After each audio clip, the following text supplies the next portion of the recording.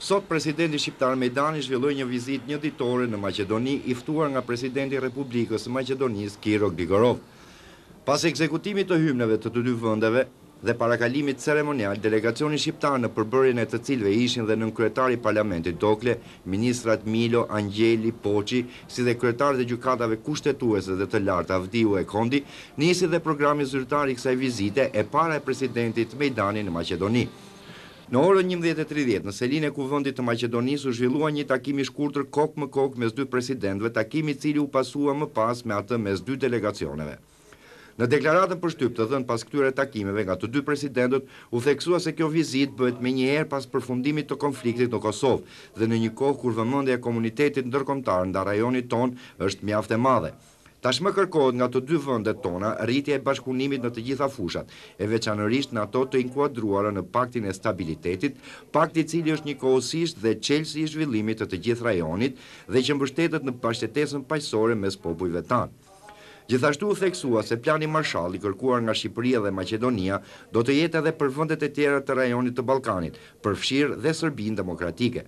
Të dy presidentët theksuan se komuniteti ndërkombëtar duhet të mbështesë fuqimisht Shqipërinë dhe Maqedoninë si vendet më të dëmtuara nga konflikti në Kosovë. Presidenti Gligorov ritheksoi pikpamjen maqedonase për një autonomi të zgjeruar dhe pa ndryshime kufish për Kosovën, ndërkohë që Mejdani tha se Shqipëria e shet të ardhmen e Kosovës në dritën e integrimit evropian, ku kufit janë të parëndësishëm. Pas një dreke pune të shtruar përnder të delegacionit shqiptar të kryesuar nga presidenti Mejdani, në orën 15:30 vazhdoi seria e takimeve.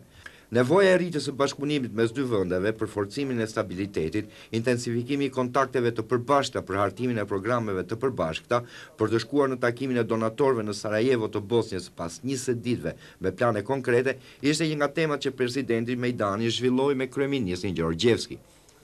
Duke u ndalur në problemet e korridorit të 8, u theksua nevoja e gjetjes së financimeve për ato segmente të cilave u mungojnë ato. Gjithashtu u kërkua ngritja një rrjeti hekurudhor ku të marrin pjesë Italia, Bullgaria dhe Mali i Zi. Presidenti shqiptar veç të tjerave kërkoi që aspekti administrativ për ekzekutimin e projekteve të Paktit të Stabilitetit të mos jetë i rënduar me pengesa burokratike, duke lënë të kuptohet që zyrat rajonale të këtij pakti të ngrihen në Tiranë dhe Shkup. U theksua nga Gjorgjevski prioriteti që qeveria e tij do t'u japi programeve të përbashkëta të hartuara nga grupe të përbashkëta, si dhe në kuadrin e marrëveshjes së tregtisë kufitare mes dy vendeve tona, të jepet një nxitje akoma më e madhe dhe prioritet tregtisë së lirë mes dy vendeve, duke angazhuar jo vetëm dy dhomat e tregtisë, por edhe biznesin privat. Gjithashtu u trajtuan dhe problemat të tjera të rëndësishme, të cilat lidhen me qëndrimet e përbashkëta që duhet të mbahen nga të dy vendet, larg xhelozisë dhe izolimit nga vendet e tjera. Në takimin me kryetarin e Asamblesë Maqedonase, Klimovski, u fol ndër të tjerë dhe për forcimin e mëtejshëm të kontakteve mes dy parlamenteve, si dhe u nënvizua ndihma që këto parlamente duhet t'u japin qeverive në nxitjen e bashkëpunimit dypalësh, jo vetëm në kuadrin e Paktit të Stabilitetit, por dhe në fusha të tjera. Një takim të ngrohtë, presidenti Mejdani zhvilloi me përfaqësuesit e partive politike shqiptare të Maqedonisë, të kryesuar nga Arper Xhaferi dhe Abdurrahman Haliti.